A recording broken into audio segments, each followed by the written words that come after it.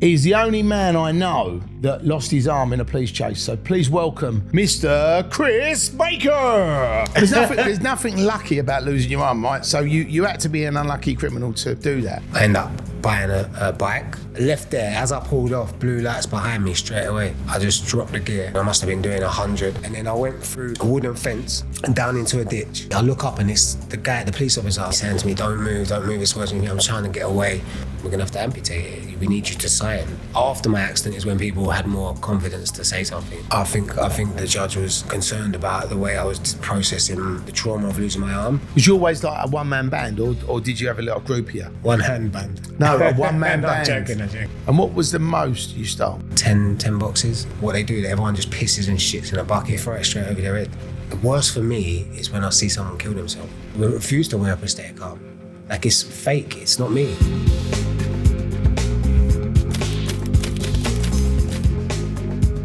Welcome back to the Criminal Connection podcast, and this episode is proudly brought to you by Betovo.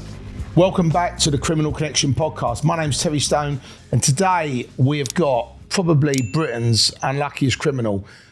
He's the only man I know, and probably the only man in the Guinness Book of Records, that lost his arm in a police chase. So please welcome to the Criminal Connection podcast, Mr. Chris Baker. Ooh. How you doing, bruv? Good to meet you, mate. Yeah, good to meet you. Good to meet you too, mate. Was that a good summing up of you? Oh yeah, I loved it. There's nothing lucky about losing your arm, right? So you had to be an unlucky criminal to do that. Welcome to the show, and really just wanted to touch base with you, Chris, and find out a little bit about, where you grew up.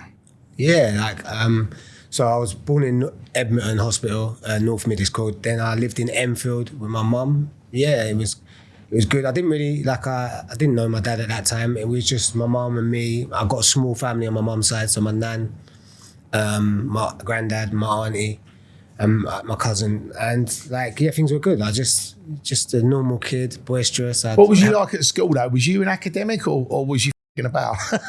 I wasn't an academic, but I didn't, in primary school, I didn't but no, I just got on with it. I enjoyed it. It was I never focused on school. I just f***ing about. So. I think I did at later ages. Right. I started f***ing about, but primary school I was good. Yeah, it was good.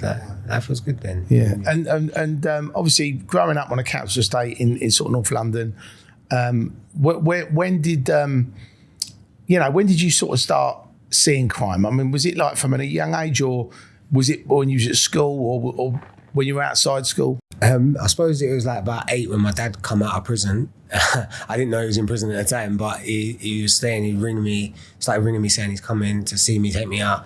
So he come out, and then he's totally different to my mum. It's a different dynamic. He would come pick me up in stolen cars. Back in the day, it was Minis and BMs and that they used to steal, and so he come out of jail. Yeah. Stole the car and picked you up? No, straight away he was picking me up in stolen cars. He must have got straight out and stole one, must have. Did he actually tell you that? No, but I know from as now, because he's known for that. So as I got older, it was I understood now where them cars come, but obviously at the time I didn't know that. So when you grew up, obviously you didn't have your dad around, so you didn't really have a father figure to keep you on the straight and narrow. I was like a mummy's boy. But no, I was as well, so that's all right. But I think mummy's boys are. But they do say all the guys are mummy's boys and all the girls are daddy's girls. So. Yeah, but I lack that guidance of a man, that role figure, that role model. I didn't have that. So, yeah, when he come out, I gravitated towards that. He started picking me up in the cars, and then he'd be at the lights one time. I think I've said this before. He's at the lights and he's someone bibs him and he's jumped out and beats him up, and I'm wow, this is cool. It was kind of, I don't know. I was fascinated by that behaviour because I wasn't used to it. Like you was in a computer game. I was what's this? And that was the first time I see someone be violent. And then he'd let me sit on his lap and steer the car. Things that make you think, oh, this is cool. And it was just different life. He was anti-police. It was F the police, they're bully boys, or it was just a total different dynamic. He wasn't playing that NWA song, was he, every time he was in the car? But no, it was just a different...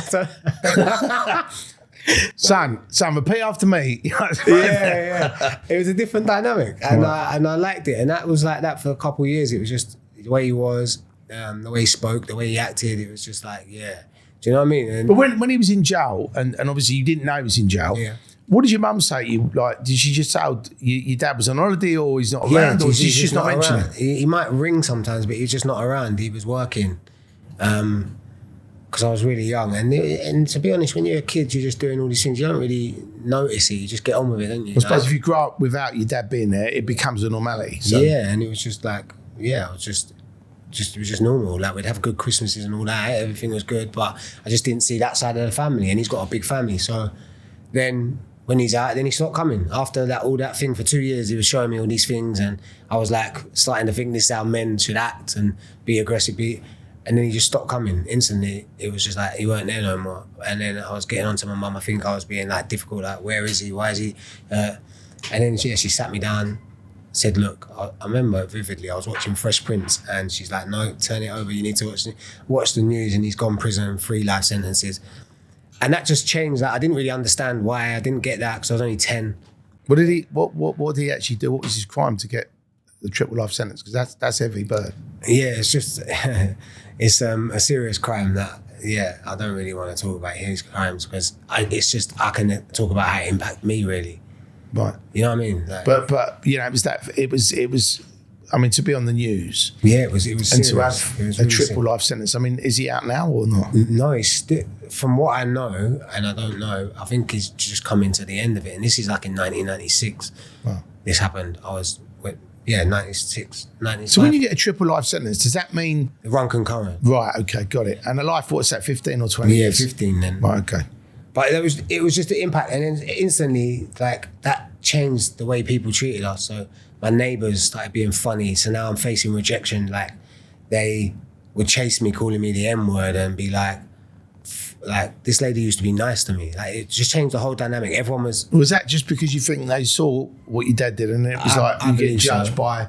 Yeah, the I believe dad? so, because he'd been there, and then it's like, because it just suddenly changed. So that was like rejection, and I remember being with like the elders, and we'd end up arguing with the neighbours, and it was just like, one time her boyfriend come down to threaten my mum. It was also all a tense environment to live in. And it just changed the way I was. That was it. From then on, school, attitude, I pushed away. You become angry, Chris. Yeah, I did. I was emotional. I think I was running off of fear or shame and the rejection and that. So I was just anti. And then I was just anti-authority. I think it's been told what to do. Like, I remember that. I think that hurt. Like, my mum saying, "Watch this." I'm not intentionally. She wanted to do the best she could, because the situation for her must have been awful. To like have to break that to your son, being put in that position. I couldn't imagine what it is, but she didn't want to hide that from me. I feel like after then it was like, I don't want to be told what to do. I feel like that made me like anti anyone telling me what to do. I think as a parent, she probably thought, if I show Chris this, he'd be like, "Fucking hell, I don't want that to happen to me." But obviously, it had the reverse effect. She done what she thought was right, but she shouldn't have been put in that position. That's totally on him, and that's I don't think of it in a bad way. I'm just saying how I think when I look back in hindsight, how it made me change, or how I allowed it to make me change, and I used it the wrong way, and it was like a driving force to be bad, like, and that carried on. And then I was in So what bad things did you do, Chris? Well, then I went to school. What started, mate? I went to school, and I was just like disruptive. I'd be the class clown. I'd tell the teachers, like, do you know what I mean? Abusive, just disruptive in every way. I got chucked out of. I went to Enfield Chase, got chucked out of that school. Ended up going to another one that didn't work out. Just ended up being like totally disruptive and misbehaving in school, and like, fuck you, like that attitude, like not trying to learn. Did you kind of affiliate yourself with, because normally if you're academic, you're with the academics. If you're the clown, you're with the clowns. If you're up to no good, you're with the fucking bad guys, you know what I mean? So did you sort of find that you was sort of attracting like-minded people? And yeah, for sure. You gravitate towards people that you can relate to or that act the same way as you. And yeah, we were just messing about, just being stupid, like not really crime them times.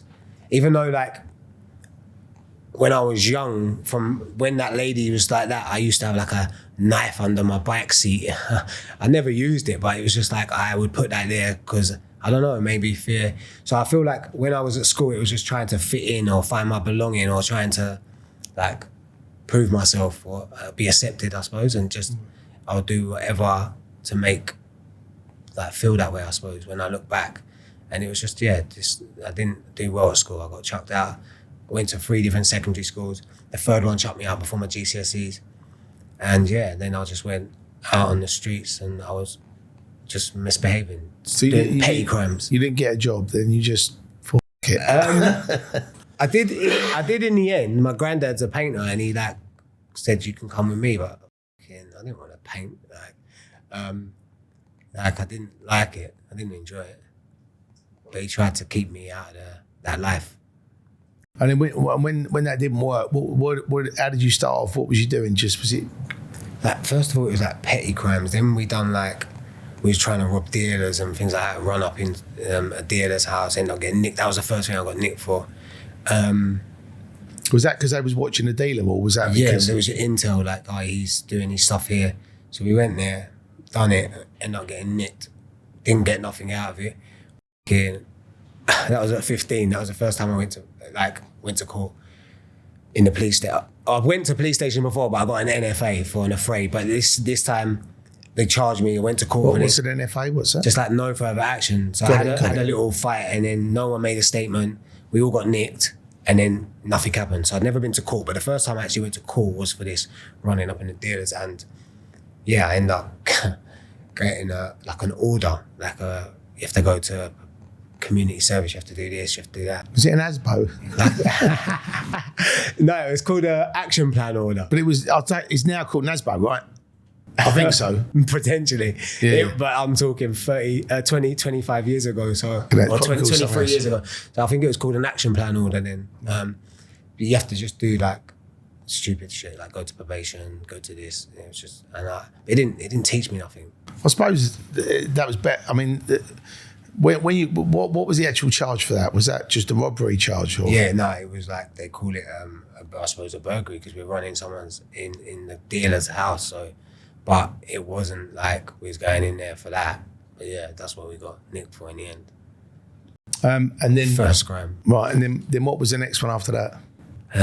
Just stupid shit from then. It was like I'd have maybe get caught with some drugs, I think, like not much. Thefts, a lot of bike stuff, like riding without a license and driving cars without a license at them times because I was only young. But all just blame that on your old man. Stolen cars, actually stolen bike. Oh God! Would you stealing them to make money out of it, or would you stealing them just about and just drive around? No, sometimes we're just like using them to get about because we're trying to distribute what we're doing, and you need a vehicle to get around, and we're not old enough to have one, so it's just right. More time we do it on a bike though because it's less. And what was you selling? Was it just sort of... It was when I started, when I originally started. That I'm that old. It was them times. Then it went to weed. Then obviously you start thinking that coke's a bigger profit margin. Then it goes to that. So yeah, it's just gets you glow up, I suppose. And at any point, did you sort of, was you always like a one-man band, or did you have a little group here? One-hand band. No, a one-man band. I'm joking. Oh, you can be one-hand band if you want. You can now, but at the time, was you like in a group, or was you? Yeah, there would be loads of us, but like when you're in that life, I find that you're just around people, and when you're doing all this bad stuff, I feel like certain people fall. The dynamic and people change, like. Because you're just going around doing things. I didn't really like stick with long-term people because we was all just at it, and it's just like just doing our thing. So yeah, there was a group of us, but that group will change. Some people go do this, some might go jail. It was just different. Like it would always. Did at any point did you not just sort of think maybe I don't really want to end up in jail, or do you think just because that's the life you just end up? Honestly, like I had no awareness, no self-awareness. I thought I was deluded. I thought that you is Teflon Don. Yeah, and honestly, like it couldn't be further from the truth. I used to think like that this is what you got to do. It's not about always going back, but from what I learned and what I'd seen, the environment I grew up in, it was like, yeah, this is what you do. This is what men do. And I was lost really. I had no awareness, and it was just like, yeah, I wasn't gonna. But even when I look back, even if I would have got to the top of whatever I was training, what would you amount to? Like, what would you be? It would be nothing. So I was just in some cycle, never even looked at it in a bigger picture, and just thought that this is what it's about. Right. I really was deluded, honestly, when I think about it. No. Did your mum sort of know? Yeah, she was, of course, because the police would be coming to the house all the time. Was she one of these mums that was just like, Chris, you know, you're going to go to jail? Or was she one of those, you're bringing shame and tribulation to her family? And she was like, you know, sort of like ranting and raving? Because some mums are quite cool, but other ones like absolutely go fucking mad. I love you, mum. But she was so... There's nothing wrong with her being upset. I know, but I feel bad when I even talk about it. Like, she tried everything in the book, man, to try and get me on the straight and narrow. But did she take you to church to exercise the demons? No, she didn't. She's not religious. Right. But she tried every single approach. And I pushed all of them away. And honestly, the more she tried, the more I pushed her away, because I didn't probably want to hear it, couldn't relate to it. And that nurturing, that love, I just rejected that, because I glorified everything that was bad. And I like demonized, when you're talking about demonize the good, like it's like, fuck that, I'm this, you know? So do you think that, I mean, do you think it was like an ego thing, or do you think it was more of a, like, you were just doing your thing, and your mum, you know, and like, I've said this to my mum, right? So even though I love my mum dearly, I've said this to her, but she drives me fucking mad, like nagging me and all that when I was younger. Because obviously, growing up as a kid, you know, you are young and stupid, and you don't want to listen to anyone's advice. You know what I mean? So when your mum's saying you should do this, don't do that, like, yeah. Can stop going on. Yeah, that's what I was. I'd just be like, yeah. One ear, one out. One straight in and out my ears. Like, I wouldn't listen to it. But she did try everything. Like, every approach. Get angry, talk to me. Like, every approach you think you can take that would help, it didn't. And it didn't. Be like, yeah. And when would you say, you know, you actually started to get involved in more serious crime? Was that in 2 or 3 years after you? Yeah, about 15, 16, we'd start be serious fights, like robbing a lot of dealers, because I moved from Enfield to Cheshunt in the end, and it's from London to Hertfordshire, so it was like, yeah, okay, we're gonna rob all these Hertfordshire people, and I'd get in with them, and then all my friends would come down, and we just take all the dealers' things, and then we was doing like building, selling drugs in that area, and it was just like. So you was like Donnie Brasco. You like infiltrated the dealers, powered them up, and then your mates rolled them over. Yeah, basically, but not. I wouldn't call myself Donnie Brasco. No, but not in a grassing way, but in a finding out who's doing what, and then being their mates, and then going, by the way, blah blah blah. Yeah, we just. And what made you target drug dealers? Was it just because they're not going to ring the police, or? Yeah, because it's like you're already in this life, so if you can protect your product, then you get what's coming, though. It's dog eat dog, isn't it? And then it might make them stop. You might get more customers from it. Like, obviously, people still come to you. Like, they know you're still doing things. You're just trying to eliminate the rivals, your other people. Do you know what I mean? And when you was going down this path, did you was your sort of goal to be Britain's biggest robbing drug dealer? Did you want to do like the whole country? So you just went from town to town? No, it was just Hertfordshire.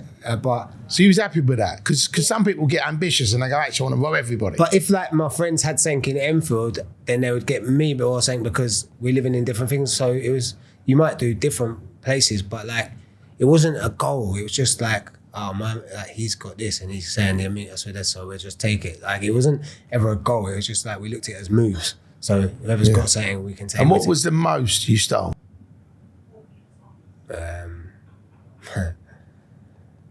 That we end up one time with, there was about 4 of us on it, so it weren't much, but like 10 boxes of weed. Right, okay.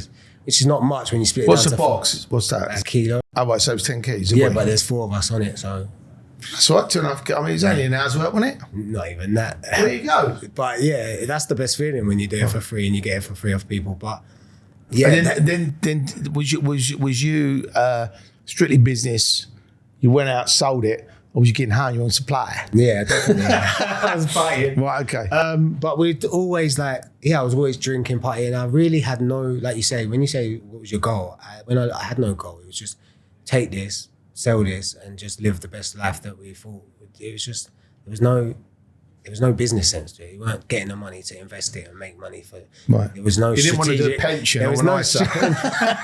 There was no strategy with it. Like I didn't have a good intention. I didn't think I never thought forward. So literally, it was just nick the drugs, take the drugs, sell the drugs, have some fun. Nick the drugs, sell the drugs, have some fun. Yeah, but also we'd have people that we work with that you don't rob and you're just still doing your thing. But if something come up, it wasn't like every week, but if something come up where you think then they're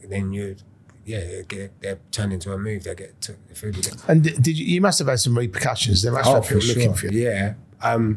Yeah, for sure. I had many arguments about this. And even what I found is after my accident is when people had more confidence to say something. Before it was like, they wouldn't really say much. Like, I might have had a few fights over it, but it was like, we just deal with it. But it was more once I was in, should we say, a vulnerable position compared to them. That's when they got confidence and they're talking about crimes 10 years ago that I'd done to them. Like, and I didn't rate that, but I get it. So, but yeah. So was you quite handy at the time, Chris, when you was? Was you just using your hands, or was you? No, yeah, I'd probably go the extra mile and have like a duster or some sort of weapon and fight like that more time. Yeah. I didn't really have knives on that. When we're talking about dusters, we're not talking about feather dusters. Yeah, we're talking about knuckle dusters. I talk like everyone knows. You're not like, tickling them. Or always have a baseball bat in the car when I started driving because you could have it with a ball and a glove. Yeah, you know the old school rules. I'd always have that, and just I'll just go the extra mile to not lose, to not get beat up. Like I suppose it was a fear thing. It was like I have to win because I don't want to lose. And obviously sometimes you come unstuck like that. That's part and parcel of it. But majority of the times I'd have something. So because normally the dealers are obviously 1 step or 2 steps away from somebody a bit more serious, and then obviously they're a couple of steps away from somebody really serious. So I didn't know if you ever had any actual firms coming after you, or whether it was just low-level people that just wanted to fight. Or no, I did have some people call me up and saying this and that, like. But I just had to stick to it because if you start returning goods after you've done it, then it defeats the object of doing it, doesn't it? So you have to just face the consequences. But like, you didn't want to return to sender. So basically, in the end, you just have to deal with what comes. But people do, they do go to the people they buy it off, and then they're getting them call you out. That was my grub. But like it's done, innit? Sometimes I would just say, what would you say? I've eaten it. Sometimes I'd say, I didn't know it was going to happen, and play out like I didn't know. I was middleman in it. So it depends what the scenario was, like how it worked. But sometimes you could just. And when you talk about, obviously you had that massive amount of drugs that you stole. Did you ever get any cash as well? Yeah, one time, I don't want to go too into details, but we got, this is like when I was 18, 19, so I think it was about £9 9 bags of someone. Right. And a bag is a bag of sand, grand. Oh yeah. 9 bags means 9 grand. And that was a lot of money. That was only 2 of us as well, and basically. And you got some gear as well? No, that was just a wage drop off from this guy I had to do for a company thing, and we just got that drop on that. Not much. I'm trying to think. Yeah, there's been a few, but nothing ever like. I never really got the belly, as they say, like the big load. Right. It was always just like little ones. Nothing that would set you off, but like £9 here, 5 there. And what other ones do we do?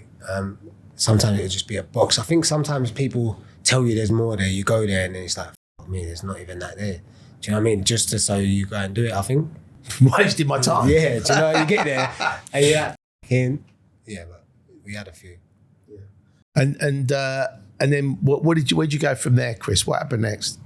So, I was just doing that, selling drugs, living that life. I would work on and off. Sometimes I done a bit of roofing. Sometimes I would go, and then I had to do community service, I think, and I was like, F that, I ain't doing that. And then they sent me to prison for refusing to do it. That was my first time in prison. I was like 20. What was that like? I mean, how long did you get? Only 12 weeks, do 6.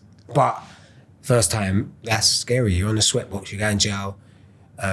You kind of know, they left me at court, so I was like the last one to go in. So I knew that it's coming.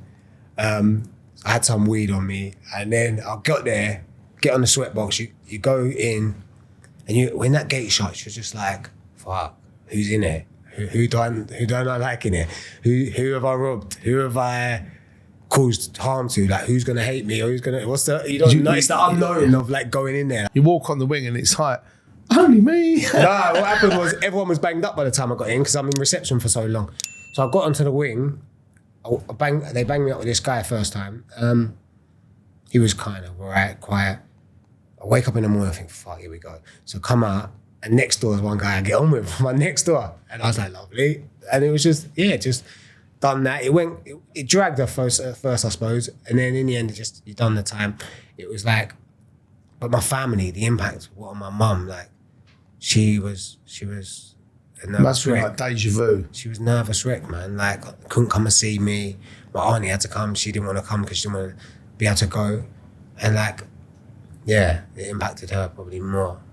And I come out and I just straight back to what I was on, like that same day. And it's like, when I look back, I didn't even consider how my actions were. Like, do you know what I mean? I just so about what I want to do, how I want to do this. I didn't even think, like, she's just gone through 6 weeks of hell and you're straight back out at the same thing. But I did. I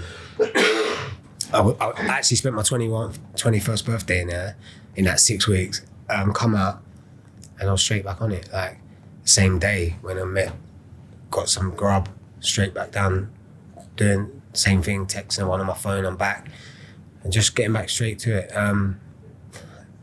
And then, I end up buying a bike. It weren't even a legit bike. It was just something to get about on. An R6 super bike. What they call them? Well, they're referred to them as widow makers because they're dangerous bikes. It nearly. I didn't have a girl to make me a widow, but it nearly made me a widow, or someone. It would have made them if I had a girl. So I got that. I was driving about on that, and then one night I was in a pub with my friend, and 2 of my friends, and then he gets a call. His missus just crashed her car, died on the scene into a tree, and his little girl was in the back seat, and it was like, wow. And then in the end, we carried on drinking. I left on this bike. I went to where I was going, got there. Then my friend called me. I drove a bit further to where he was at, was talking to him. I left there. As I pulled off, blue lights behind me straight away. I just dropped the gear, shot off. I was blowing. I must have been doing 100. He was trying to keep up, this driver, the police officer. Was you in GTA then? You were literally like... I don't know what I was in. I was I was just trying to, I thought, because you can't catch me. If I was sober, they wouldn't catch me. But I went into the bend. And look at this picture. I went into the bend like that. There's a motorbike in the corner going like this. I went into the bend like that, but too fast. And it started snaking, threw me off. Wow. And then I went through like a wooden fence and down into a ditch, 16 feet. I look up and it's the guy, the police officer, but I went to school with him before, and he's saying to me, don't move, it's worse than me. I'm trying to get away. And like, I just remember being in and out of consciousness, this water in the stream running over me. I thought it was my blood. And then I get to the top of the ladder when 2 firemen have put 2 ladders, carried me on the stretcher up, get me into the ambulance. And as I'm getting into the ambulance, the police going, I need his blood. Like, I remember even this thing saying, he's like, this guy's battling for his life. Like, but they still took it somehow. I don't know if they got it off the clothing or whatever. I end up going to hospital, rushed to hospital. They wanted to airlift me to Royal Free. I was too critical. I was in a coma for 2 weeks. I broke, when I got out, I broke 10 ribs, punctured both lungs, shattered my scapula, broke my pelvis, broke vertebrae in my back, stretched the nerves in my leg. Yeah, it was a bad day. I come out. That was an unlucky day. Yeah, it was a bad day. But you were lucky in a way because, you could have fucking not been here. I was really near to death. I had like multiple blood transfusions. Was you aware of any of this, or was you? No, this is what I remember. You remember getting what I'm telling you, I remember. Right. Bits of it. Yeah, I was in and out of consciousness when I got to the ladder. I remember coming up, but I had multiple blood transfusions. I was in bed bound. My arm was there when I woke up, but it had all pins in it, and it stunk like you knew something was wrong. I feel like they just kept it because they didn't want me to wake up out of the coma after 2 weeks without an arm and be like, do you know what I mean? But it stunk. Then not long after I've been out of the coma, they come to me and they're like, we're gonna have to amputate it. We need you to sign. And I was right-handed, so signing with a left, it's like, So what had happened to the arm? Was it sepsis? It had sepsis and it was going to kill me. And yeah, it had to go, basically. Wow. So you had to, that must have been a fucked up experience to actually wake up from a coma. And you're all fucked up and you're all in bits. And you go, what's that smell? And you think, I can have the arm. Yeah. And then the next day they come back and go, you sign No, this? it weren't the next day. But first thing what happened is I come out of that coma and because I whacked my head, the helmet come off, I'd whacked my head, I had a massive head injury. So everyone's around and they were like, all looking at me. They brought me out of the induced coma and then I went, Bill, get me a drink. And then they all started crying because actually they was waiting to see if I was brain damaged as well. But then the arm was smelling. And then like about a week later, they come to me and said, it's gonna have to be amputated, yeah. And what sort of, and what went through your mind when they said that? Was it? No way. Yeah, but I was like, no, you're not taking it. Right. Like, I was crying, like, please, no. Obviously, I don't know. I feel like, I said this before, I feel like I was desensitized from the situation. I was looking at myself from somewhere else. I couldn't process any of it. It was like a different reality. Like I was just, it's not me. This is, I don't know. It was just weird. It was a weird situation. And I was crying, but they was like, if you don't sign this, we can't let you die with it. Your mum will have to sign it. And obviously, like, that's a big fucking thing to put on her, isn't it? So we had to do it. Wow. And I take it when they amputated your arm, they put, it's just like an operation, they put you out and then just you wake up and then that's it. Yeah, they didn't come in with a chainsaw. Like, I was just saying, yeah. They might have done if you'd have done it, got involved at drug dealer's house. They caught you. They might have done that, but not in the. They come in because I've never ever been around. Obviously I know people that have had to have arms and legs amputated, but I've never actually said to them. I had a conversation with them. Oh, what happened? Were you awake? Were you asleep? Was it? When they basically said to you, you either can sign it or you're going to die, and if you don't sign it, your mum's going to sign it. So they kind of put it on you really. So you had to sign it, right? But once you signed it, did you just at that point just take a deep breath and go, "I'm just going to have to learn with my left hand"? I take it you you used to wank with your right hand as well. So you had to switch it up, you know what I mean? So you're thinking, I'm going to have to do it with my left hand now. Yeah. That was the least of my worry. Feeling me plump. But on a serious note, like when you went through the actual process and accepted it, was you just literally like, this ain't happening? Yeah, I blocked it out. I suppressed it. Like I said to you, I was desensitized. Like I feel like I was looking at it from a different perspective. It wasn't me. I was like, I went in, they wheeled me in, and then I come out and it weren't there. And I was like, I don't know. It just wasn't me. I can't put it into words. It just wasn't me. I didn't accept this was it didn't happen to me. I couldn't get that in my head. Even though obviously I'm looking at it, I'm crying, I'm devastated, I'm emotional, don't want to see no one, I won't eat. I couldn't take it. It wasn't me. Was that before the operation or after? After. So literally, and even before, I was looking at it from some other vision. I wasn't I don't know, I was detached from the situation. I think it was so traumatizing. I detached myself away from the situation. So I looked at it as like it wasn't me. This wasn't me. I don't know. Yeah, I can't put it in time. It just wasn't me. That's all. And how long do you think it took you after that, Chris, to actually accept it and just sort of go, you know what, it's gone? I mean, because I know some people have these like fake arms, don't they? And they can move them around, so they're like robotic arms. But have you ever wanted to try that or not? Or did you just got used to it and just thought? Nah, when I first come out, I had a prosthetic arm straight away. It's aesthetic, so it would just hang there. It sucks on, hangs there. I couldn't go nowhere without it. Like I was so insecure. That was my, I don't know, shield, I suppose, to be normal. How did it actually make you feel inside though, Chris? Was it literally you felt vulnerable, you felt insecure? I hated myself. I hated the way I looked. I hated this person. Even though I didn't see it as me, I had a lot of guilt because I'm the other person that rid a motorbike drunk like an idiot. So I was angry at myself. I hated myself. I was guilty. I was insecure. I felt that everyone was looking at me. I hated the position I was in. I despised the person I was at that time. But the only way I started to feel, and for 2 years I wouldn't come out of my house depressed, like clinically depressed, to the state of suicide thoughts, even actually sitting there wanting to kill myself on a train track, sitting like by the train track, but I couldn't do it. I was emotionally gone. Like, even though I didn't accept this as me, I was still feeling them things, like, and I was just sat in my house for 2 years. And then eventually, like after I met some girl, I started like, and that was through social media because I wouldn't come out of my house.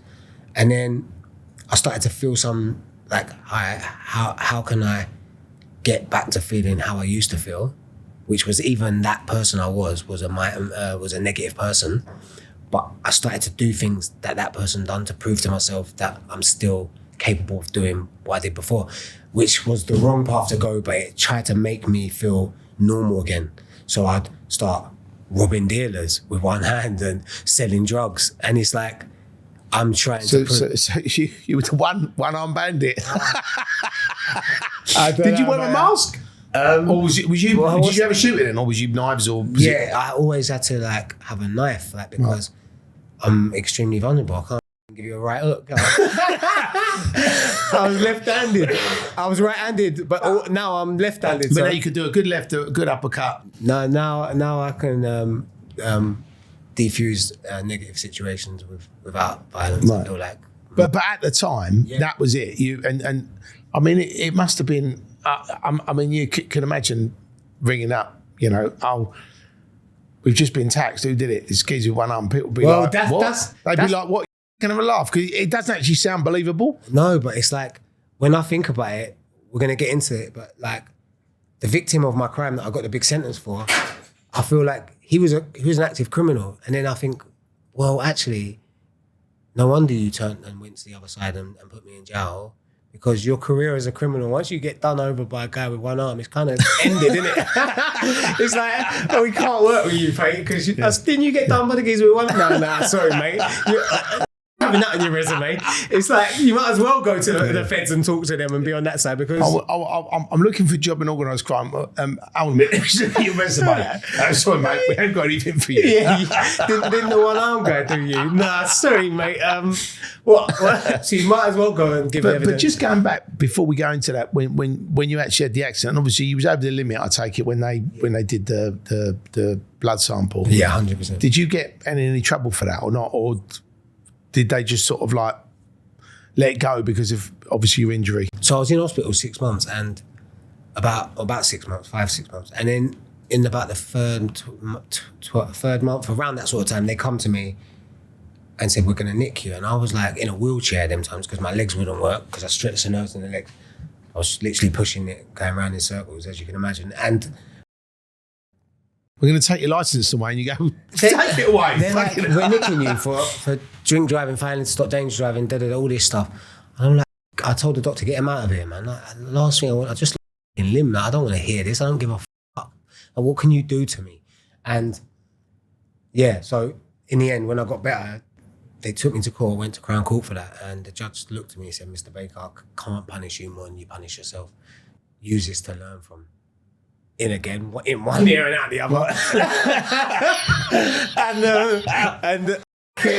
and then he what happened? Then he just gave me like the most lenient thing he can give me, like a order to go to probation for 12 months, and the probation were like, if you feel like coming, just contact us. Did you have a nickname or a street name? I want to say a huge thanks to our sponsors, Fragrance du Bois. Now, for those of you that don't know about Fragrance du Bois, where have you been? It is one of the leading luxury fragrances, only available in Harrods, Selfridges and Neiman Marcus in New York. They've got so many different fragrances for men, for women. All of the fragrances are unisex, so make sure you get involved and sample the delights of Fragrance du Bois. For all the Criminal Connection podcast crew, we've got a special discount for you. 10% off. All you need to do when you click on the link below and choose your luxury fragrance is to put in CCPOD10 for the 10% discount. Nah, it was always a double-barreled name, mate. Chris Baker.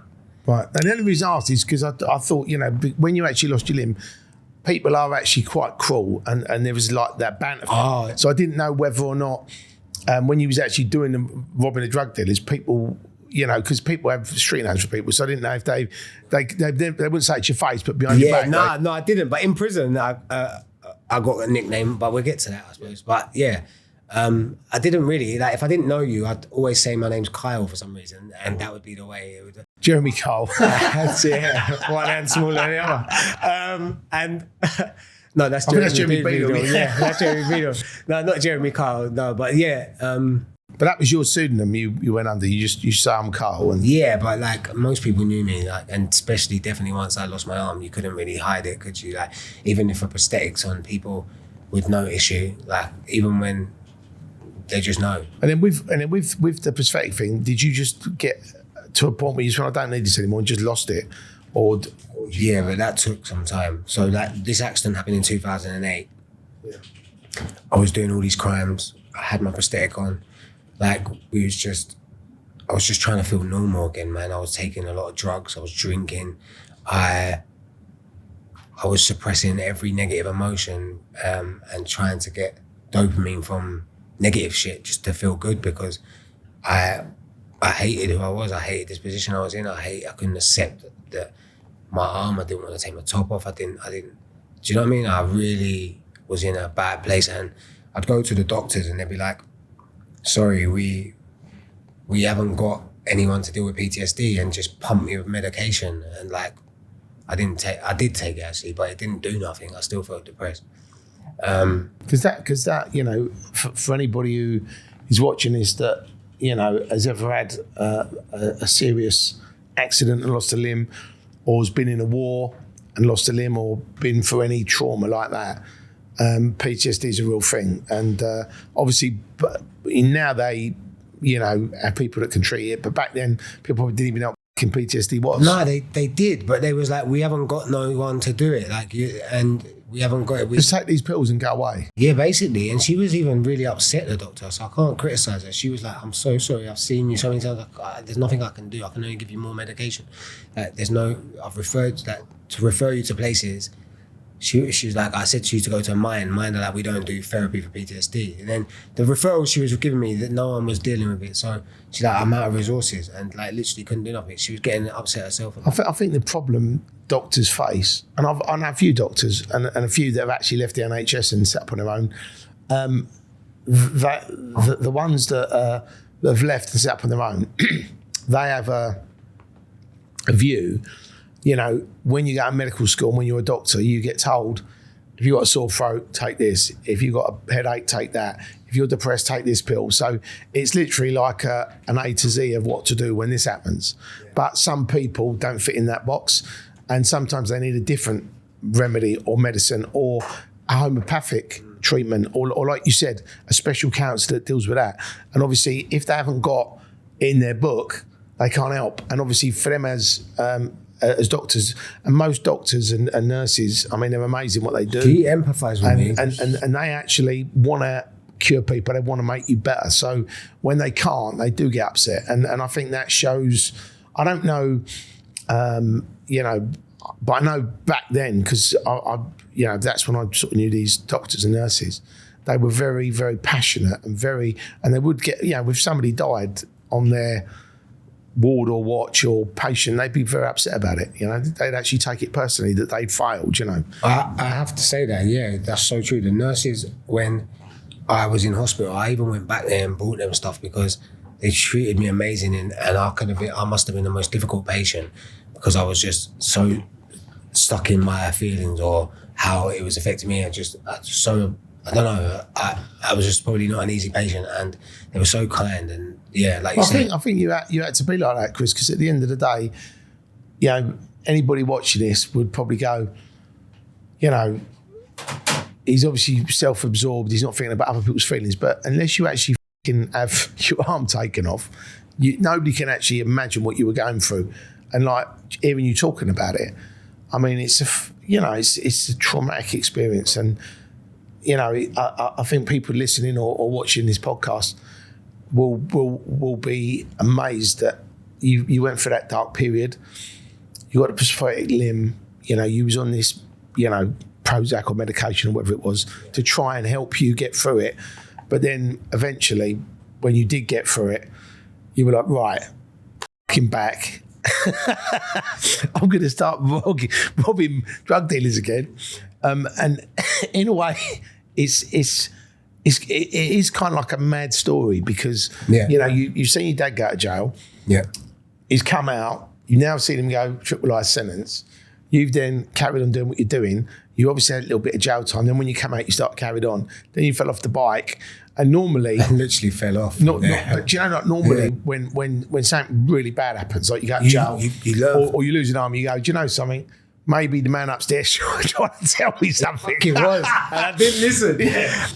And then, that is so true. And I look back and think, why didn't I learn from that? But I feel like I was still in the council estate, still around all the same people, still in a negative environment. And it's not an excuse, but it's hard to be positive in a negative environment. And I just continued that path, and that was giving me some full sense of validation. Yes, you're not. It hasn't affected you. You're still getting girls, which the level went down, believe me, because I was putting on weight. I felt and didn't feel confident.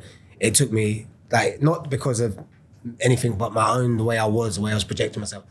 And I was seeking this validation from, and this feeling of being back to normal and not being traumatized. I don't know. And I just carried on doing that. And I had someone working for me who was selling, on my estate, had it like kind of nice, not big bits, but had a good enough income to pay him. And then, he took some stuff, he took the piss. And then I ended up doing it. But this was somebody you trusted, basically. I've known him since we was about 13, 12. And he took the piss. What, 20 years, 30 years in uniform? Yeah, about 20, how old was I? I was 29 when I got, so about 20 years, 18 years. Wow. And I ended up doing a madness. I got nicked for false imprisonment, blackmail, section 20. What actually happened then? Talk us through what happened then. Did you I was high. Have a conversation with him, or did you just lose I was it? on one. I've been up drinking, partying, and then I just got him. Wouldn't let him go. He got stabbed in his lower back, so that's what makes it section 20. And I demanded the money. I said, you better get my money. So that is demanding money. He was demanding money with menaces. Yeah, that's what they call it. Demanding money with menace is blackmail. But I was just saying to him, get my money. You took the piss. You owe me this, you better get it. But they say that's demanding money with menace, which is blackmail. And then because I wouldn't let him go, that's false imprisonment. And then, I got arrested, went straight away. They always remand you. Did he not say? Did he not say when you, basically stabbed him and was saying I want fucking money back? Did he sort of say he was going to get it? Or? Yeah, he did. Oh, right, so he said it, got away, and then just went straight to the... Yeah, but like I said to you a minute ago, I don't blame him because his career's over as a criminal because he got done by the geezer with one arm. Let's put a stop to it. But he went straight to them. But then he went to court. I got nicked. I went to prison straight away, remanded because of the crime and seriousness of it. Put me in jail. I was in Bedford. And I'd been there a few times before that. We didn't really get into that. But I've been in Bedford a few times. Been jail prior to that, since the first time I'd been in prison a few times. But this time it was different. It was a long sentence I was looking at. I'd done like remand before for other things we can talk about if you want. And so I was in there and I'm ringing my good pal at the time. I'm saying, look after the business. Can you make him not come? He was just gassing me up saying, yeah, I'm talking to him. It's not going to happen. But it was not the case. It was like, I feel like he probably wanted that business that I had and didn't. And in the end, yeah, the guy come to court. He didn't turn up the first time. Second time he come, he was saying, I take a lot of drugs. I don't know if it's true. I don't know if Chris did this. And the judge was like, well, you said this in your statement. I feel that you're just hostile because you're the environment, you're scared, you're behind a curtain. I'm gonna treat you as a hostile witness and you can go home. So they just read his statement and trialed me on his statement. Wow. And then obviously you can't cross-examine his statement. But normally if he's saying he was out of his head on drugs, and did that not, or did they just want to put you in jail, do you think? I think the judge was concerned about the way I was processing the trauma of losing my arm, the way I was acting, like I said to you, I'd been to court previous to that. I went for an affray. I was in remand 6 months for that. Went for a knife point robbery that I got a not guilty for on a verdict. You get not guilty for the affray charge as well? No, I got a suspended sentence for that in the end, but I'd done 6 months on remand for it. And like, he's just probably concerned that like, this guy has gone through this, he's doing all these things. So they get an assessment, it's called a dangerousness assessment. So he works with the probation, he says like the probation to do an assessment. They've done an assessment, they say, yeah, we deem Chris dangerous. So now that means I get an EDS sentence. So yeah, I think the whole trial was based on getting me convicted, right. But because they believed that I was a danger because of the way I was dealing with it. And when you talked about the EDS sentence, just for the viewers and listeners, can you tell them what that is? So they abolished IPP because it was keeping people in prison for a long time, and you had a life license, and they brought out a new thing called an extended determinate sentence. So basically, if you get sentenced to 10.5 years like I did, you have to do 7, go for parole. And then if you don't get parole, you do the whole 10.5 and then they release you. But when they release you after that 10.5, they give you an extended period of license, which is 3 years. It's my one. So the whole sentence was 13.5, but you can only serve 10.5. The rest would be a license, but you've got a chance of getting out at 7. And if you did the full 10.5 and then you come out, you'd have 3 years. And then then do you have to go back and do 3 years? Yeah, you could do, yeah. Right. But I end up, so the judge said to me, I'm going to sentence you, I got found guilty. The judge said, I'm going to sentence you to 10.5 EDS. He said, you're going to serve 5 year, 3 month. So he made a mistake in the summing up of the conviction what he was giving me. So I appealed on that basis, and they reduced it because he said you only have to serve 5.5 years. So they reduced it to 8.5 EDS, wow. A year and a half later. So I'd have to serve 5.8, go for parole. Did you think about doing an appeal or not? Or did you? Yeah, I did. They granted appeal on the sentence because we said, look, how can you cross-examine a statement? And then when I went to the appeal court, the judge said, I'm not going to grant. I know you was granted appeal on sentence, but we think the sentence is okay. I'm going to reduce. We think the conviction is okay, but I'm going to reduce the sentence to 8.5. So it was definitely worth doing. Yeah, but yeah, I suppose I needed that. I needed to do that time. I needed that reflection. I needed that prison sentence. I believe that otherwise I probably would either have been dead or doing a life sentence. And having that time when you actually went back in jail, and obviously you've only got one arm. You think, doing 6 weeks or a few months, actually looking down the barrel in 8.5 years. What went through your mind then was, did you actually think, I've massively f***ed up, yeah. I'm definitely not going to carry on with these lifestyle choices, or what went through your mind? Well, at first it was just back to anti-authority, trying to dictate what happens with the screws, a bit similar to school, in and out of the block, doing a lot of basic. And then one time I'm on a good order in the block and I'm looking out the window and I feel the exact same I felt when I was at home. I still got all that trauma, all that shit, all that negative thing. I'm just now confined to a cell and hating being in prison. And it's like you had this same thing, but now it's worse. Then they moved me, I was from Bedford, they moved me to Peterborough because of some incidents. And that was in Peterborough, I was looking at the block. Then obviously, once I got sentenced, Peterborough sent me to long-term prison because you're gonna have to serve at least 5 years. At the time, I still had 10 and a half. I didn't get the appeal to 18 months in. So they sent me to Loudon Grange. And then that's a long-term BCAT. So I'm in there and it's different there. Like, people are different. The criminals, you gotta have a 10 sentence to go there. Your neighbour's the same neighbour for a long, like, you have to fall in line there. They don't really, like, do you know what I mean? The screws don't have it. It's a whole different ball game. It's like one before a dispersal unit. So it's like, you have to start getting your shit together a bit. So that was probably when I felt like behaviour-wise was a bit better. Then I went to, I met some guy and he was a lifer and he come in, so he just got BCAT'd from ACAT, and he was like telling me about these things called OASIS. It's like your assessment, your risk assessment.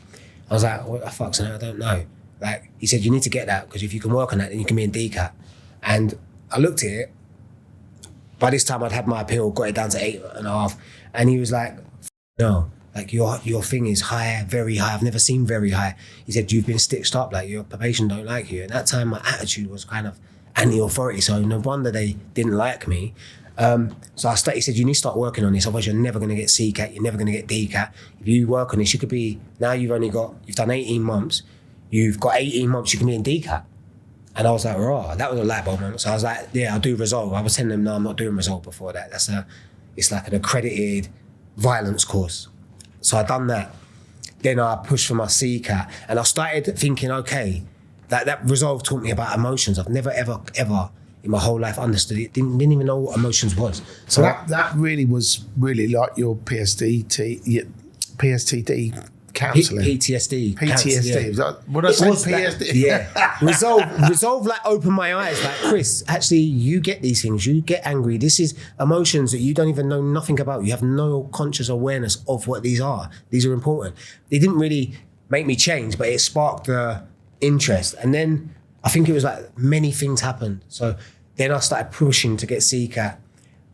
Then I was done therapy, CBT, like it's called cognitive behavioural therapy. That works on trauma, and that really helped as well. But then I ripped my whole life down in a book, and just seeing that on paper, it's like, shit. Like, I've been through a lot, but actually you're no better than the people that done it to you because you're projecting it on others. So it was like visually writing that and going through it and acknowledging it changed me. Then I was progressing through CATs. Then I got to CCAT, pushed for DCAT, was in open prison. Then I met some guy. So this all the chain of events. And he was like a Harvard graduate. He got caught for fraud, he's in prison. But like, when I speak to him, I'm like, fucking hell, like his brain changed, like the way he thinks made me question me. Like, and he was like, you want to be an author? Do you read? I was like, read? He's like, well, no author's ever not read a book. And I started reading all self-help books. Then I had people that are my friends and they were like into fitness. They pushed me into fitness because they were saying, look, you're putting on all this timber and you've been in jail for years and you still like get what you're doing. So like them things were key, like fitness, writing, mentoring. And then I started doing meditation and all them things, I think, like with understanding my emotions, working through my stuff, reading lots of books, listening to TED Talks, understanding how trauma impacts you, like all them things helped me to address my offending behaviour for sure. And put me on the right path. So I suppose really, like lots of people that have been on the show have said, the prison didn't really rehabilitate them. It really just made them fucking angry, and it made them, network with other criminals and come out and, basically reoffend and go back in again.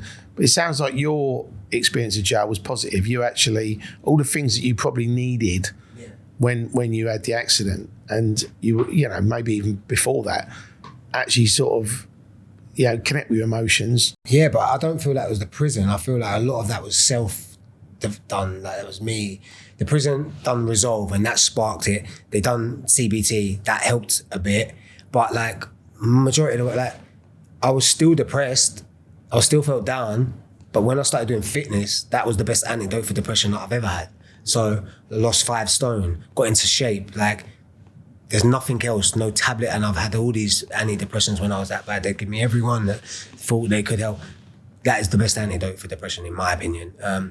Like getting in shape, looking in the mirror, being happy with your body. It even brought self-confidence to the extent where prosthetic arm, I used to wear it in prison. Then I stopped wearing it. Do you know what I mean? And in DCAT, I'd met Andrew Pritchard, who actually, I must shout this out. We're doing a course now for people with disabilities to help them build resilience, and using my story. So we're working on that.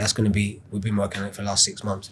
That's in the late stages. Like, we're really pushing that. So, and we got funding. So that's good. But yeah, like, I started just all them things were pushing me. I think, like, and when I read these books, it was spiritual, physical, mental, emotional health. And when you're pulling all them 4, I think it is the 7 Habits of Highly Effective People. It says if you work I've read that book. It's a good book. Yeah, it's a brilliant book. It says if you're working on all 4 of them aspects, it pulls you in an upward spiral. And it really did. It pulled me from depressed, hating my body, to now I refuse to wear a prosthetic arm. Like, it's fake. It's not me. Like, so yeah, it can't be. I don't think it's just one aspect of life to just fix it. I think all them things have to be worked on at the same time. And I still got loads to work on. I'm not sitting there praising myself, but like, from where I was to where I am to where I'm gonna be, it's a big progress, massive. You've obviously going through this journey while you're in prison. You're going through the cats. You start feeling connected. You start, reading books. You sort of change your life, really.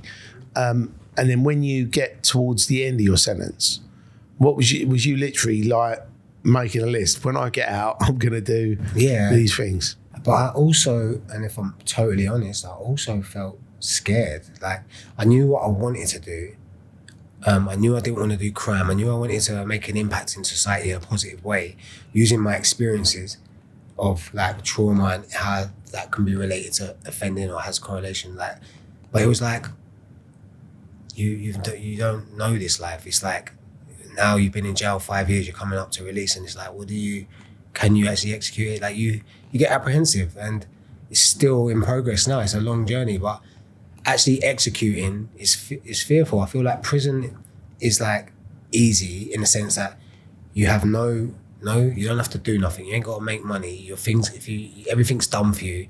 Like, you got no responsibilities. Everything, you're just in a bubble. When you come out and you're trying to execute things from a position of, and I hit every demographic of people that are like, I come from a council estate, deprived, I'm mixed race, I'm disabled, I'm an ex-criminal. Like, these are all things that in society work against you. So to actually execute, you start getting fearful. So I wasn't thinking I'm going to do it. I'm fearful, can I do it? I feel like I started to doubt myself when she getting close to release, because it's all right to say it, but actually executing it is hard, isn't it? You got a name for your script, so you've written all your story down. Yeah, so like, is the plan now to bring the book out? Yeah, and I would love to like make a documentary or film about it one day. That would be a goal, of course. Like, but the book, I've been speaking to a publisher. I've got an interview with her next week actually, and I'm hoping that can just get out. But there's nothing concrete set in place with a publisher. But it needs a structure edit. I'm not a writer. It needs a structure edit.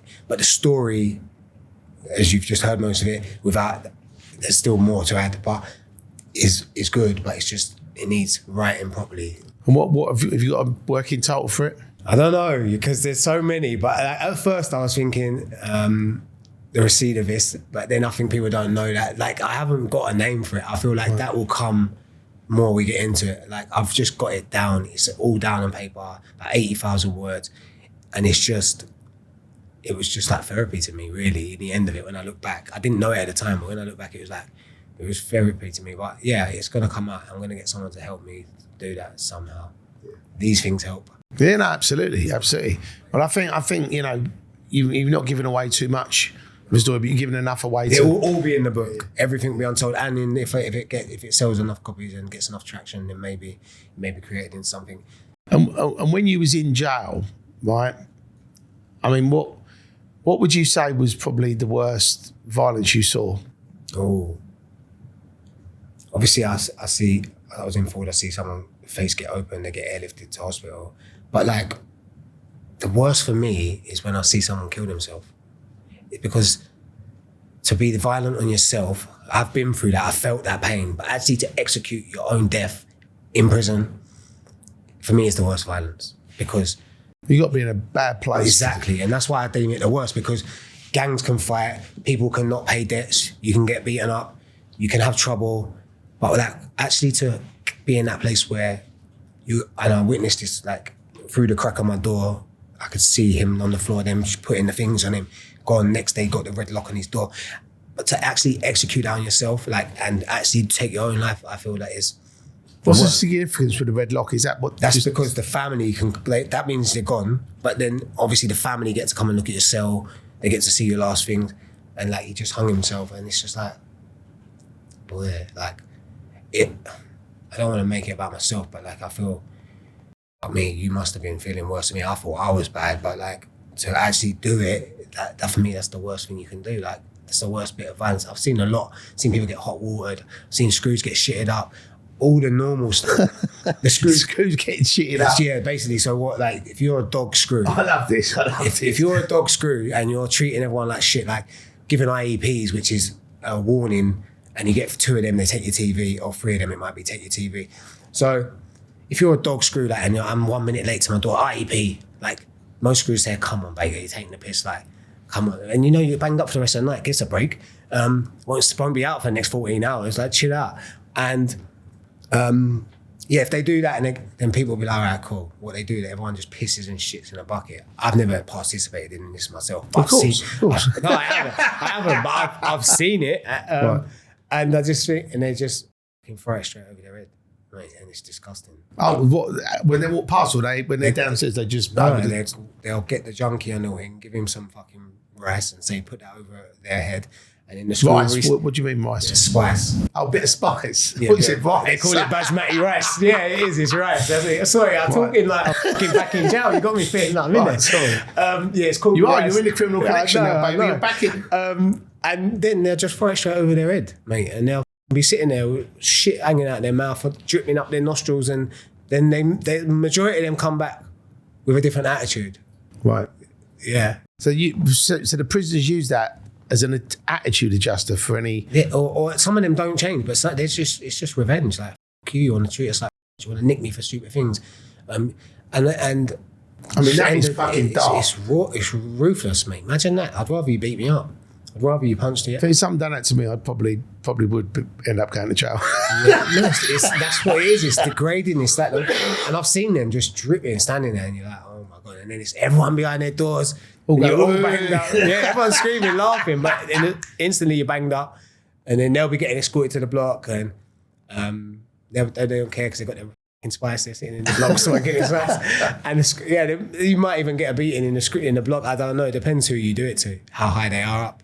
But yeah, it's not nice. I've actually never heard of that before, but anyone that's that been was a jail, criminal connection first. Screws getting shitted up in jail. Anyone that's been in jail will tell you it's a norm. Like, it happens. I've heard of people doing the stuff when they're getting dirty nuisance protest. and they wipe the shit all over the that's walls called to a dirty stop. protest. Yeah. But and somebody said that she put it all over himself. Yeah, But why do they do that? Because I don't know. It's like a protest. They call it a dirty protest. Yeah, like I've seen that. I've seen people seriously self-harm themselves, mate. Seriously self-harm themselves. Like, to the extent where you think they're going to die, like squirting out and shit, like necks, stitches.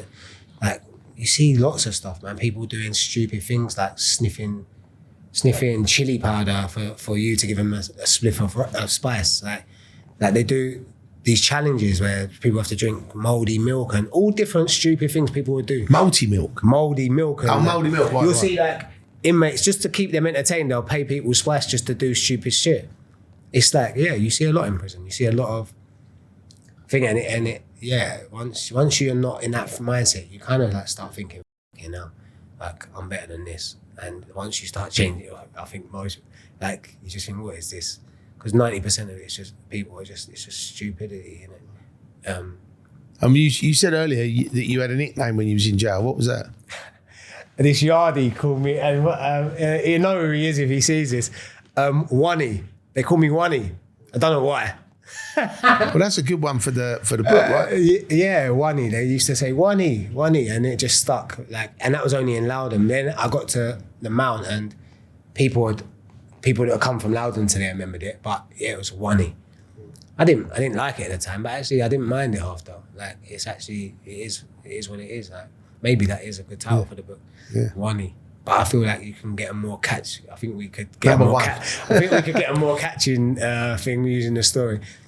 But yeah, so where was we? At that time I was just better and coming out better. And when you went through the cats and then you finally got released, what did you do when you got home? I mean, I take it did your mum come and see you when you was Yeah, she did, yeah. Well, I would speak to her every day, most days. How did she cope with it? I mean, was she upset about it, or did she just or was she doing the time as well? 100%. 100%. Yeah, she rid that bird with me. Like you wouldn't believe. And I didn't really deep it, till I got out and I see, she now I can sleep properly. Now I feel safe that you're out, do you know what I mean? And I just started doing all the work, just working on becoming a better public speaker. I've been working on the book. I ended up signing for some modelling agency. And that, for me, at first I was like, no, but then it was actually, now you love the person you are and you actually accept this. They're an inclusive diversity agency. So it's well, why wouldn't you embrace this situation, thing you are? I've just spiritual enlightenment. Yeah. Got a name for your book? Go on. Against All the Odds. Yeah.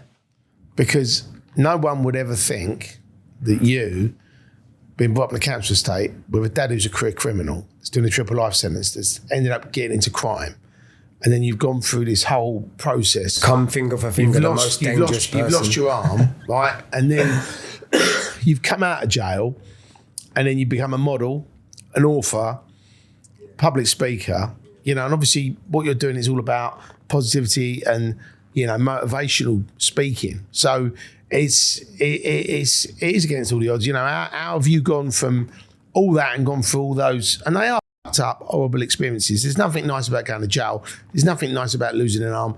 But the fact you've gone through all that shit and you're still here, and, you could have easily just took your life in jail. That would have been, or when they chopped your arm off in the hospital, you could have walked at them and gone, get me out of here, and took a load of pills. You could have done that, but you didn't. Right, so that's my gift to you. against all odds. I pick it up. I pick it up. But what modelling stuff have you done? Have you? Yeah, I've done a few shoots. Only a few. I've only been there for a while. Done one the other day.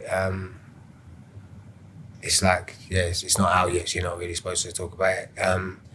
But yeah, I've done a few for them, and I've done a couple of roundtable discussions and things like that. It's just, it's good. It's great. It's good money, but it's I just want to show people that actually your body, you can love yourself no matter, regardless of your disability. Because I never used to like the person I was or accept this, and now I embrace it. So that's why I said yeah to doing that.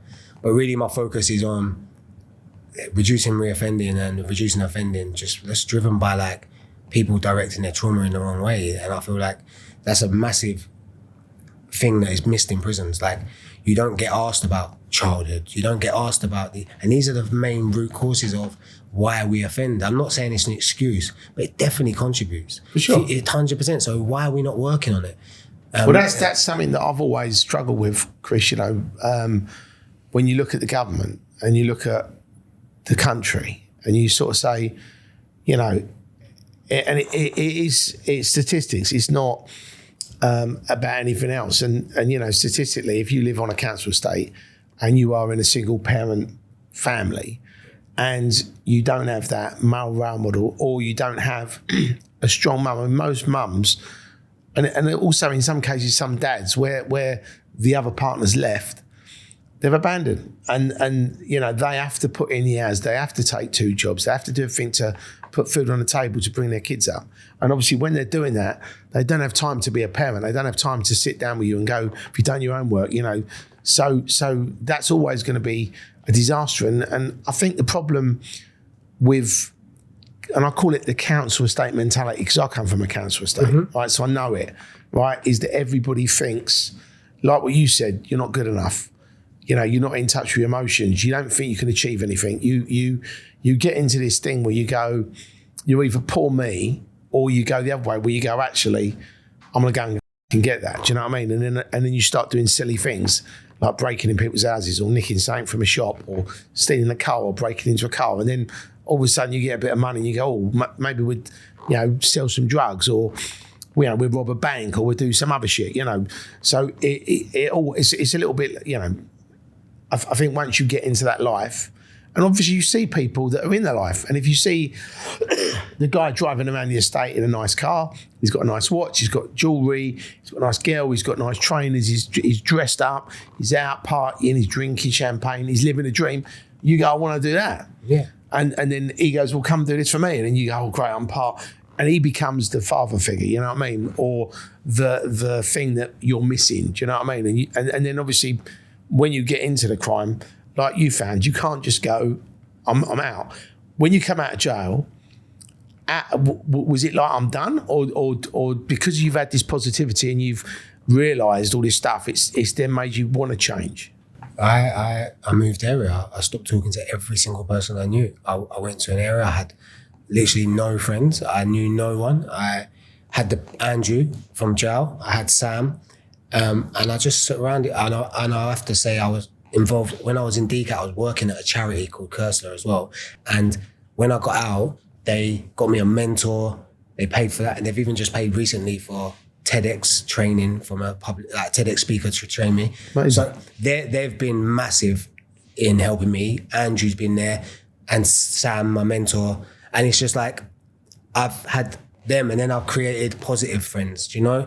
And I had to start from scratch because, like I said earlier, you can't grow, you can't be positive in a negative environment. And I had to detach from all of that and then rebuild step by step. And that's the hardest thing, because then you're like shit, you have to get used to being alone. You have to enjoy your own company. Yeah, you have to start putting shit together and thinking like, yeah, it's easy to go back to that, but look where it's left you. Like when you was in prison, were these people really there for you? Like, and yeah, I started from scratch, and now I'm good. Like it's like, yeah, it was worth everything. But you've had no blip since you've been out. You've not had a moment of weakness. Yeah, I got recalled for a year. Right, what happened there? Basically, I was at a party and there was this guy there, and then he was all drunk. The girl said he's got to go home. I said I'll take him, and he was like, I think obviously he knew who I was, and because I know the girl at this party, and yeah, basically he said, he rang the police and said I fucking kidnapped him, and it was mad. And obviously I didn't kidnap him. They said that I'd done it with a gun, and basically you will go home. Yeah, she told you got to go home. You've had too much to drink. They nicked me at gunpoint in the morning. I went to the police station. I didn't even get a solicitor. I said, what are you talking about? I said, I told you I was this place. They told them. They said, well, yeah, we've already cell-sided your phone. We know everywhere I said that corroborated what they seen. Yeah, I was like, look, how can I drive one hand and point a gun at the fucking guy? I said, it's ridiculous. I said, I was just dropping him home. I didn't even want to drop him home. And I don't even know him like that. And they were like, well, okay. Didn't charge me, never charged me. 3 months later, NFA'd it. But because I got arrested, and NFA's like, no further action. So it never went to court, nothing happened. Because I got arrested, probation said, you're going back to prison because it's a serious crime. Never ever got charged, never went to a court to even get a jury or find out. It was just arrested, prison.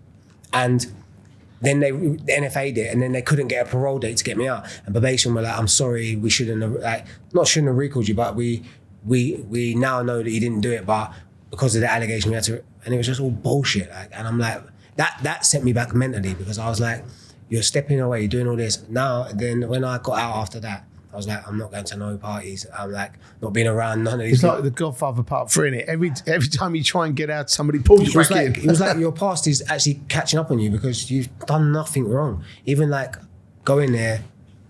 Why did he do that? Was he just being a prick, or did he? I don't know. I think he was on one, like gone, like maybe taking drugs. I don't know. She wanted him out. I said that I'll take him, and yeah, like it was just ridiculous. And I ended up doing a year in high down for that. But I actually met some good people from there. So how many years have you done in total inside, would you say, if you added them all up? I done the 5-1. I done 5 year, 1 month for that sentence. I done a year recall there. I done 7.5 months out of 9 months out of an 18-month sentence. I've done remand about 4 times, like 6 months just remanded for cases. I don't know, basically around 10 years, I'd say, like all of it, if you add it all up. So 9, 10 years, something like that, yeah, around that sort of time. Not in one go. The maximum I've done in one go was 5 years, 1 month, but the rest was like in little bits. But like, I'm not proud of that. That's the most precious thing we have is time, isn't it? Like money, all that. It means that's why when you do something wrong, they take away your time, and to waste it in there is just the most stupid thing you can do. So if you wanted to actually impart some advice to our viewers and listeners, what would be your what would be 1 or 2 things you'd say to anyone who's thinking of going down that wrong path, or anybody that's already going down that wrong path? It's about understanding why you're making that decision, isn't it? Because, like, I don't believe we all just come out and we're bad. It's like, what is going on that you think doing that is making you worthy? Like, why do you not believe you can achieve better? Why do you not? You have to start introspection. You have to start asking yourself these questions and addressing that, I think, is the best way. Because, I don't know, there's all different aspects. You could be getting in crime because you're in drugs and that's how you do your crime, to pay for your drugs. Then it's like, why are you taking drugs? If you're just doing crime to be the man or get validation, then you have to question, why don't you believe you're worthy of validation from a positive aspect? Or, do you know what I mean? Like, it's a lot of self-reflection and understanding your own. Like, I suppose every person's different, but yeah, I would just get deep with why. Like, why can't I be the podfather, godfather? Do you know You what might be. No, but why can't you be? Why can't you be? There's only one podfather. Do you know what I mean? No, but why can't you be something else? Why does it have to be negative? Like, what makes you think that that's worthy? Like, you're not worthy of more? But I genuinely think that's for me the biggest message. Yeah. To every working class person in England, whether you're academic, whether you're classed as being dumb because you haven't got, A stars, or, you haven't got top classes. I was dumb. When I left school, back then it was CSEs. So I did, that's how old I am, right? So I did CSEs and I did 10, I think. In Latin? Right, no, like every subject. And I got a grade 5, which is basically an F, right, in every single subject. So I left school as a fucking bum, right? And, I've had an interest in life, and and it's all been down to literally reading books, applying yourself, working hard, surrounding yourself with sensible people that are smarter than you, and you can achieve anything you want. And I think the positive mental attitude is what people need. You need to believe. I don't want to sound key. No, but it's so true. Start going, believe and you will receive. No. But you have to get up in the morning and say, I'm going to do that. And it doesn't just turn up. You've got to work for it. You are going to fall over. You are going to have stress. It's not always going to go the way you want it to go straight off the bat. But, you've got to be in it to win it. And you've got to be positive. And the thing is, if you talk to anybody who's ever been successful, they've always been through trauma. They've always been through failure. They've always lost money. They've always thought the world's ending. And then something's happened and then they're at the top. And everyone's like, how lucky is he or she, right? And you talk to them and they go, I'm the luckiest man alive. I've only been doing this 15 years. It's true. Also, I think environment's key as well. Like, you can be thinking positive, but if the people you associate with, like you said, ain't, and it's about being around people that make you feel it's better to be the... But I think the simple thing is, and I'm going into 2024 with a pair of scissors, going like that. And I'm going to cut out all the in my life, and there's a lot of them, right? And unfortunately, in life, you have these like drains. You have these people that don't wish you well. You have these people that want to tell you, you're not good enough. I mean, you go on social media, you can actually see, like, you post something and then you get people making stupid comments, and you sort of think, why are you wasting your time typing in silly comments because I don't care. Yeah, but where are you in your what are you feeling to do that? But what I mean is, there's people that they thrive on negativity. They thrive on being a drain. They thrive on telling you can't do stuff. But you have to cut those people out. And I've had to cut so many people out of my life.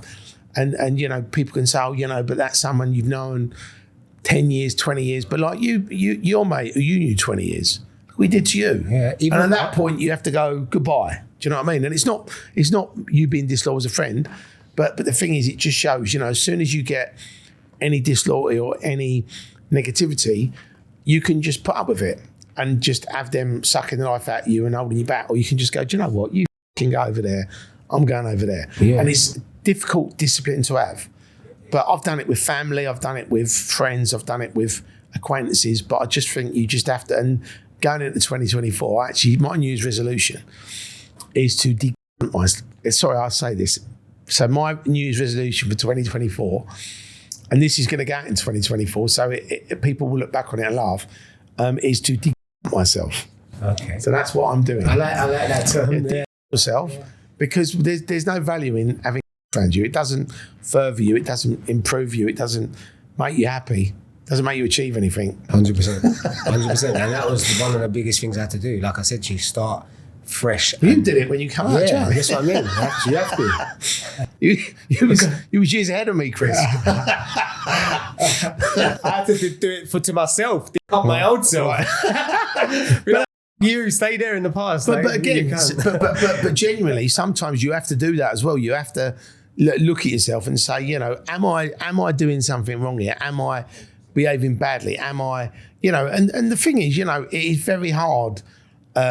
People don't take criticism well, right? So if you're doing something that could be better and someone comes back and goes, Chris, you know, that's all right, mate, but you should do it like this. Straight away, your fucking back's up, you know, who are you talking to? You know what I mean? And you're like attacking me. Why are you attacking me? But some people genuinely are giving you criticism so that you can actually take it on board and become better. And I've always loved criticism, but it has to be real criticism. Right? Someone just going on social media saying or I don't like you, or I don't like whatever. You just kind of go, or, you know, I've seen this, I've seen people like Gemma Collins, you know, people troll her and go, oh, you're fat and you're this and you're that. And you sort of think, you know, what, you know, why do you need to do that? Do you know what I mean? It doesn't, it's just, and then you get even, and it seems to be the more successful and the more famous you get, the more abuse you get. And there's a lot of really famous people, and I'm talking like A-list actors and A-list singers that don't do their social media, or they have someone to do it, or they don't, or they just come off it because they don't want to be exposed to the negativity. And I think the one negative thing about social media is it is a breeding ground for negativity. There is positivity there, and I've always used it positively. But there is, if you actually do look around, it is full of just people with like 3 followers that just spend all day just in front of their computer, just but where are they? people. What are they feeling inside? Like if you're there typing bad shit about someone, like, but you must be broken yourself. But you do wonder what you know, they're not getting paid for it. No. So is it just, oh, you know, let's see who I can upset today? And a friend of mine said a really funny comment to me. He said, "Don't feed the trolls." And because I used to go back at them, do you know what I mean? I'd be like, who are you talking to? You know, but then he said to me, don't feed them. They want you to respond. They want to know you've read the comment. But the thing is, you know, I honestly can say, I don't care what anybody thinks about me. I really don't care. And I think when you get to that point in your life, you're absolutely golden, because if you worry about what other people think, you always drive yourself mad. Oh, I've got to get a six pack. Oh, I've got to have Botox so I look young. Oh, I've got to have my teeth done. I've got to wear these new trainers so that I fit in. I've got to buy new cars. So everyone goes, oh, look, he's successful. And I just think a lot of the, a friend of mine also, so that was the first bit of advice about don't feed trolls. And the other one is, wherever you are in your life, whether you're rich, poor, or the middle, whether you're fit, unwell, or fucking seriously ill, there's always going to be somebody worse, iller than you, someone sicker than you, someone richer than you, someone more successful than you. So you can't worry about what everyone else is doing. You just have to stay in your lane and appreciate what you've got. Obviously aim for more and work hard, but you can't really worry about, he's got a new car, I haven't, who cares? Do you know what I mean? If you really want a new car, work a bit harder. Yeah, sure. Do you know what I mean? It's not difficult. Get the validation from within, sort of thing. But I think people use shit to feel good. So they buy something, and when I was guilty of this, when I was in a council estate, I was like, I really want to buy a house. I really want to get off the estate. I really want to buy a watch. I really want to buy a car. I really want to, and I really want to buy a suit. So you have this list of things you want, and you get it, you go, wow, I bought my suit, you know what I mean? And then you put it on and you go, yeah, I'm the bollocks. And then you hang it out in the wardrobe and then you probably don't wear it again. And then you go, oh, I want to get that now. And then you get that. I don't know anybody. I'm very fortunate in that I've met, multimillionaires and billionaires in my journey, and they're never happy.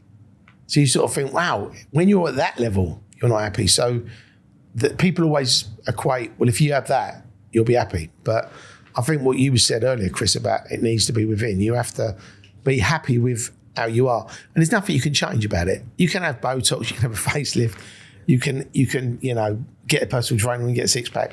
But is it really going to make any difference to you? It's not, is it really? I feel like, no, it's not. Your validation has to come from you. You have to accept yourself, your flaws and everything. But yeah, I don't know. Yeah, for me, fitness and all them things, like I don't chase six-pack. I just do fitness because of the way it makes me feel, and it's good. I think, like you said also, like with criticism, I don't really care what other people think unless they're doing stuff or they're in, like, I read a book about it, I think Brene, she says, in the arena, getting their ass kicked. And it's like, if you're doing it and you're doing what I'm saying, I will take on board what you say and see if it has any like relevance to what I'm doing. But like, if you're just, like you say, trolling and talking shit, it's just like, well, how sad are you, or what are you feeling to be doing that? Like, there's a brick wall over there, talk to it. Yeah, like, come out of here, man. Yeah. I know I've got one arm. I know I was riding the bike drunk. Yeah, right, okay, cool. Yeah. Just chill, man. Yeah, I was there. Yeah, it was me. But yeah, I don't let that bother me. Like, just like a water off duck's back, like I say. Well, Chris, I've really enjoyed talking to you, mate, and I'm glad you come on because I definitely feel this podcast was different to the other ones you've done. And we did have a little bit of a laugh, and we have talked about some life lessons, and we have talked about your experiences. And, I think what you've been through and what you've done and what you're now looking to achieve, I think it's admirable. So I want to wish you all the luck in the world. Make sure you get me a copy of your book when it comes out. And that's it. I'll be back on there promoting and there's no charge for the title. That was on there. Against all odds. But no, Chrissy, thank you, mate. Thanks for tuning in to the Criminal Connection podcast. My name's Terry Stone, aka the Podfather. Chris Baker, what an amazing guest. Make sure you tune in next week because we've got another really exciting guest. Make sure you like, subscribe, and share our social media platforms with all your friends. And make sure you subscribe to our YouTube channel. We look forward to seeing you next week. We'll see you on the other side.